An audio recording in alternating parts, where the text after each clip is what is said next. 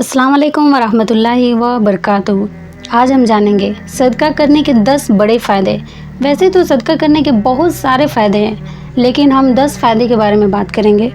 सदका करने के बहुत से बेनिफिट हैं, लेकिन शैतान की यही कोशिश होती है कि मुसलमान कंजूस और बखीली जैसी घटिया हैबिट में जकड़ा रहे, और यही वजह है कि शैतान को सदका खैरात करने से उसको बहुत तकलीफ़ होती है। शैतान हरगिज़ नहीं चाहता कि इंसान सदका करे, लेकिन हमें चाहिए कि हम अपने रब के हुक्म को मानें, उसकी पैरवी करें, उसको खुश करते हुए और अपने दुश्मन यानी शैतान को सताते हुए अल्लाह की राह में ज़्यादा से ज़्यादा खर्च करें। मर्द हो या औरत, दोनों सदका करें। एक हदीस में नबी करीम सल्लल्लाहु अलैहि वसल्लम फरमाते हैं कि मैंने औरतों को जहन्नम में ज़्यादा देखा, इसलिए औरतों को सदका करने की ज़्यादा ताकीद की गई, क्योंकि सदका जहन्नम से बचने का एक ज़रिया है। नबी करीम सल्लल्लाहु अलैहि वसल्लम ने फरमाया कि जब बीवी अपने शौहर के खाने में से यानी उनके माल से कुछ सदका करे और उसकी नीयत उसे बर्बाद करने की नहीं होती, तो उसे भी उसका सवाब मिलता है और उसके शौहर को कमाने का सवाब मिलता है। इसलिए मैं तमाम भाइयों से कहूँगी कि आप अपनी घर की ख़वातीन को अपने माल से कुछ उन्हें भी दें, ताकि वो भी सदका करें। वैसे सदका करने के बहुत से आसान तरीके हैं। हर अच्छी बात सीखना और बुरी बात से रोकना भी सदका है। आप फिज़िकली किसी की खिदमत करके भी सदका कर सकते हैं। हर तस्बीह यानी सुभान अल्लाह कहना सदका है। हर तकबीर यानी अल्लाह अकबर कहना सदका है। हर तहमीद यानी अल्हम्दुलिल्लाह कहना सदका है। और हर तहलील यानी ला इलाहा इल्लल्लाह कहना सदका है। हर शख्स के बदन के टुकड़े में सदका है, यानी अपनी बीवी शौहर से सोहबत करना भी सदका है। लोगों ने अर्ज़ किया कि ऐ अल्लाह के रसूल सल्लल्लाहु अलैहि वसल्लम, हम में से कोई शख्स अपने बदन से अपनी शहवात निकालता है, यानी अपनी बीवी से सोहबत करता है, तो क्या उसमें भी सवाब है? तो आप सल्लल्लाहु अलैहि वसल्लम ने फरमाया, हाँ बिल्कुल।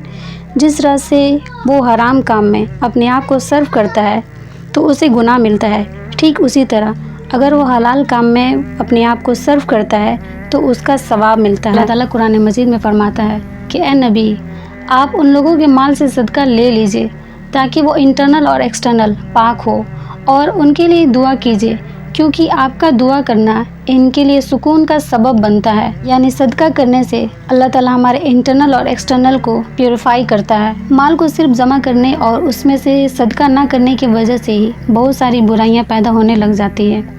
इंसानों के अंदर अपने माल का ख़त्म होने का डर, दूसरों का माल ख़त्म हो जाने की खुशी, दुश्मनी पैदा होना, जेलसी, बैक बाइटिंग, इंसान इन बुरे हैबिट्स के शिकार हो जाते हैं। इसलिए सदका करें ताकि हमारे इंटरनल और एक्सटर्नल की प्योरीफाई हो सके और इन सब बुरे हैबिट से हम बच सकें।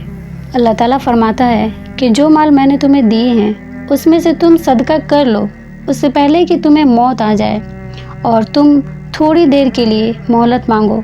इस सदक़े की इतनी बड़ी अहमियत है और ये इतना बड़ा सहारा है हमारे आखिरत के लिए कि इंसान मरकर ज़िंदा होने की आरज़ू करेगा, सिर्फ़ इसलिए कि वो सदका कर सके और नेक लोगों में शामिल हो सके। अल्लाह ताला अपने बंदों में से जिसे चाहे रिज़्क़ की फरावानी कर देता है और जिसे चाहे तंगी कर दे। अल्लाह ताला की राह में जो भी खर्च करते हैं, अल्लाह ताला उसका बदला बढ़ा चढ़ा कर देता है। इसलिए सदका करने वाला कभी भी लॉस में नहीं रहेंगे। अगर अल्लाह ताला इस पूरे दुनिया के बराबर सिर्फ एक इंसान को माल दे दे, तब भी उसके ख़जाने कम नहीं होंगे। सदका अल्लाह ताला के गज़ब को बुझा देता है। अक्सर हम सदका तभी करते हैं जब हमारे साथ कोई हादसा हो जाता है, कोई बड़ी मुसीबत आकर चली जाती है, तब हमें सदका याद आता है। सदका करने के लिए मुसीबतों का इंतज़ार नहीं करना है कि मुसीबत आएगी तब सदका करेंगे। आप सदका पहले से ही किया कीजिए। आप सल्लल्लाहु अलैहि वसल्लम ने फरमाया कि कोई दिन ऐसा नहीं जाता कि जब बंदा सुबह को उठता है तो 2 फरिश्ते आसमान से उतरता है। एक फ़रिश्ता खर्च करने वालों के हक़ में दुआ करता है कि ऐ अल्लाह, खर्च करने वाले को उसका बदला दे, और दूसरा बद्दुआ करता है और कहता है कि ऐ अल्लाह, इस बखील के माल को बर्बाद कर दे, हलाक कर दे। फ़रिश्ते का हमारे लिए दुआ और बद्दुआ करना बहुत बड़ी बात है, क्योंकि फ़रिश्ते खुद की मर्ज़ी से कुछ नहीं करते। वो दुआ भी अल्लाह की मर्ज़ी से देते हैं और बद्दुआ भी अल्लाह की मर्ज़ी से देते हैं। सदका बुरी मौत से बचाता है। اگر کسی دوسرے شخص کا صدقہ ہم خوشی خوشی کریں تو ہمیں بھی اس کا ثواب ملتا ہے۔ یعنی ایک شخص اپنے مال سے صدقہ کرنا چاہتا ہے کسی دوسرے کے تھرو، اور دوسرے شخص کو پتہ اور جگہ بتا دیتا ہے کہ یہاں صدقہ کرنا ہے، اور وہ دوسرا شخص خوشی خوشی صدقہ کر دیتا ہے اور پورا مال دے کر صدقہ کرتا ہے، تو اسے بھی صدقہ کرنے کا اجر ملتا ہے۔ جب تک صدقے کا مال استعمال میں رہتا ہے تب تک صدقہ دینے والا اللہ کی امان میں رہتا ہے۔